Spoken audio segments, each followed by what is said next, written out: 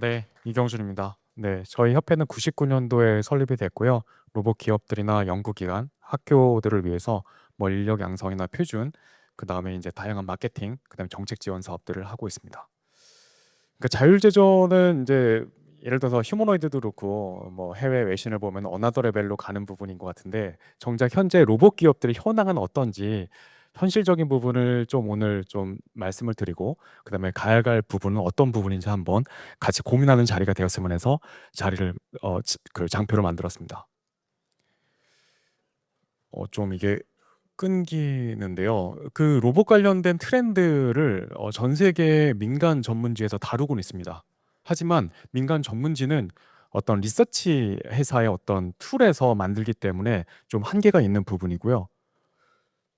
이거 비율이 좀 안 맞는데 좀 조정할 수 있을까요? 저희 업계에서 많이 주목하는 트렌드가 IFR 국제 로봇 연맹에서 만든 트렌드입니다.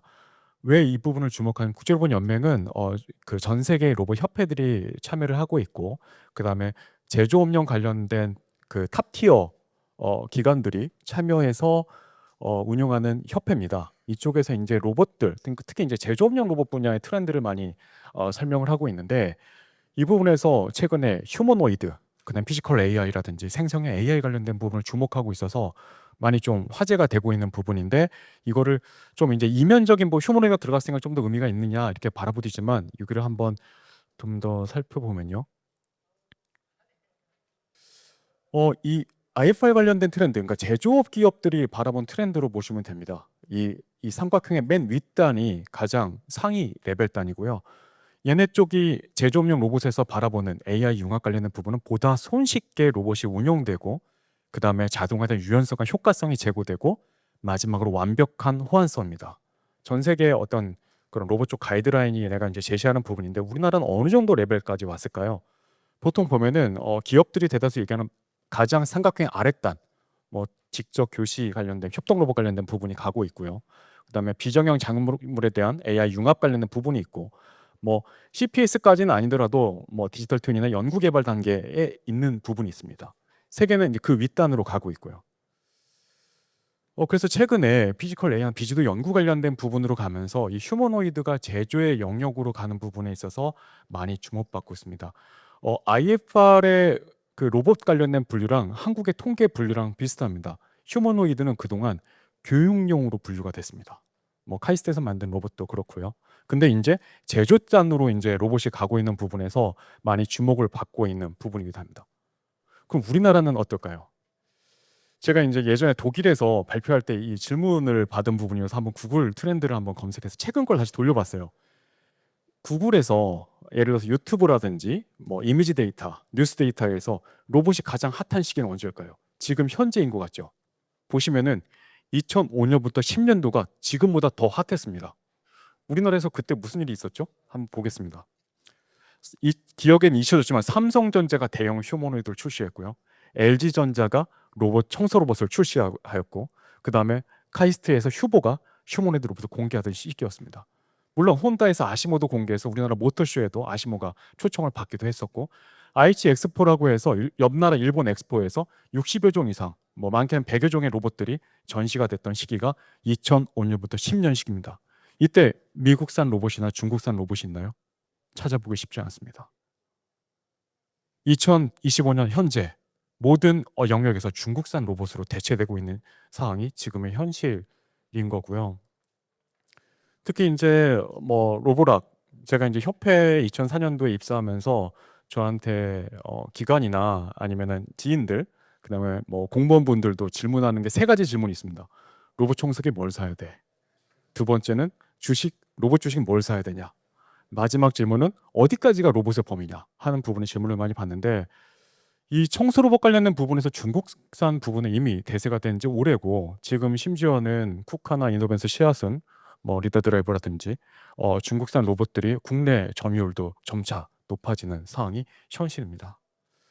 우리나라의 생태계를 보면은 그래도 우리나라 생태계의 요소 부분들을 다 갖추고 있습니다. SI도 그렇고 AI와 연계 관련된 어떤 사업자들이나 아니면은 기관들이나 그다음에 로봇 제조 기업, 대학 연구소 다 갖추고 있습니다. 뭐가 부족한 걸까요? 중국을 한번 볼게요. 중국은 공산당의 어떤 그 주도 아래 과기부에 있는 AI 생태계와 중국의 우리나라 보면 산업부랑 똑같습니다. 공업정부와의 생태계가 맞닿아 있습니다. AI와 로봇을 같이 본다는 부분이 있죠. 그리고 생성물이나 연기나 학계나 공유물도 같이 가는 보폭을 맞추고 있습니다. 그런데다가 시제품 지정 양산 관련된 부분은 전 세계에서 관련된 그 단기적인 어떤 성과를 내는 데는 세계적으로 그 유명하기 때문에 좌측에 우측에 보시는 로봇들은 다 일본이나 한국, 그다음 미국에서 만든 로봇인데 몇 개월 만에 중국에서 양산을 했던 로봇들입니다.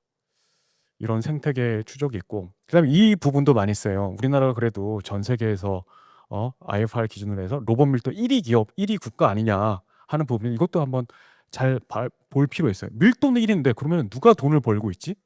우리 로봇 중소기업들 만나보면요, 지금 돈 벌기 쉽지 않다고 말씀하세요. 세계 밀도는 1인데 그럼 누가 돈을 벌고 있을까요? 이 밀도에 대한 부분도 분석을 해볼 필요가 있는데, 이게 IFR에서 통계를 만들 때 제조업에서 투입되는 생산 인구, 제조업 관련된 그 노동자와 투입되는 로봇을 비교해서 밀도를 만듭니다. 근데 우리나라의 밀도의 수준을 보면요, 직교 좌표 로봇, 쉽게 말하면 뽑기 형태로 움직이는 로봇들이 가장 많이 도입된 국가가 우리나라입니다. 왜냐하면 삼성전자, LG전자가 있기 때문이죠. 여러분, 기판 같은 거에 칩 마운팅 할 때 그 매니플레이터 필요 없습니다. 직교 좌표가 더 쉽거든요.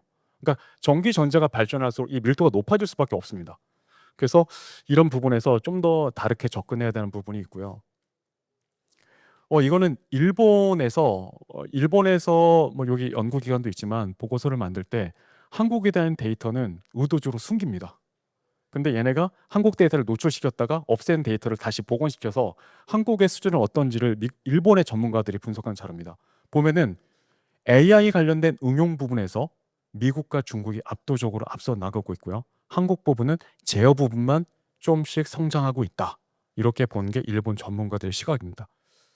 뭐 이렇게 약간 비관적일 수도 있지만 우리나라 현실을 조금 바라보기 위해서 만든 부분이고요. 또는 이제 저희 협회에서 진흥원의 지원을 받아서 이제 조사를 했을 때는 중소기업이 98.2%를 차지하고 있고, 안타깝게도 10억 미만이 한 63%, 50억 미만은 92%인 상황입니다. 결과적으로는 AI 응용 관련된 부분에서 기업들 스스로 자생하거나 연구 역량을 개발하기 쉽지 않은 상황입니다.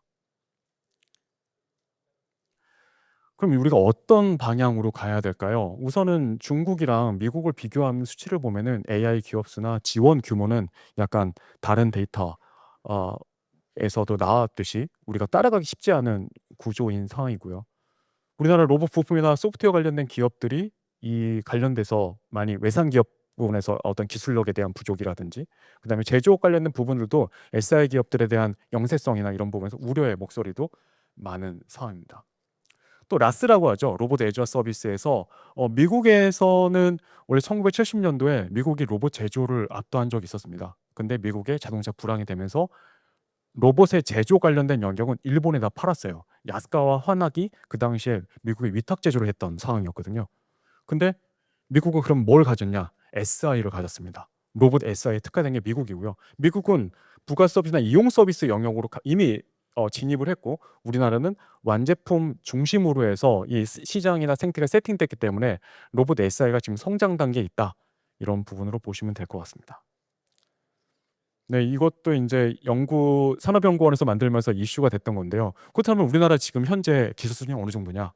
중국이 좀 더 앞서 나갔다. 뭐 전문가에 따라서 더 앞서 나갔다는 지적도 있지만 지금 그런 상황이고, 세계 5위 관련된 어떤 기술 수준의 규모지만 그런 부분에 지적이 있습니다. 그럼 이제 저희 협회한테 그러면 우리 산업은 어떻게 해야 될 건데? 그러면서 이제 기업들과 이제 뭐 이야기 들어보고 했던, 이건 이제 개인적인 제언으로 보시면 될 것 같습니다. 우리나라 기업들이 우리 협회에도 참여해 주시고 이제 해외 쪽 협회에도 참여해서 어떤 커뮤니티를 갔을 때, 해외 커뮤니티에서 우리 산업을 봤을 때 부족한 부분이 뭐냐 이렇게 했을 때 하는 부분이 뭐냐면은, 우리나라는 턴키 솔루션이 없다.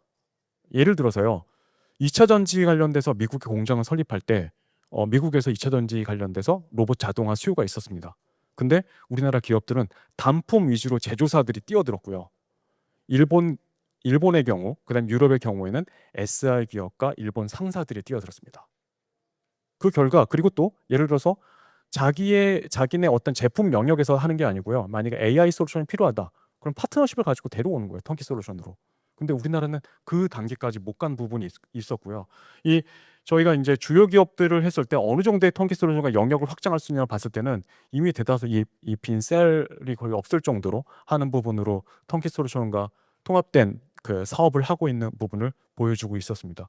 현재로 말씀드리면 현대 로보틱스나 두산이나 이런 부분들도 지금 턴키 과거와 달리 턴키 솔루션 방식으로 인제 나아가려고 하고 있고, 최근에는 여기 현장에도 마찬 브루스라는 기업이라든지 SI 쪽에서 좀 역량 있는 기업들도 나오고 있는 상황에서 아주 비관적인 상황은 아니라고 말씀드릴 수 있겠습니다.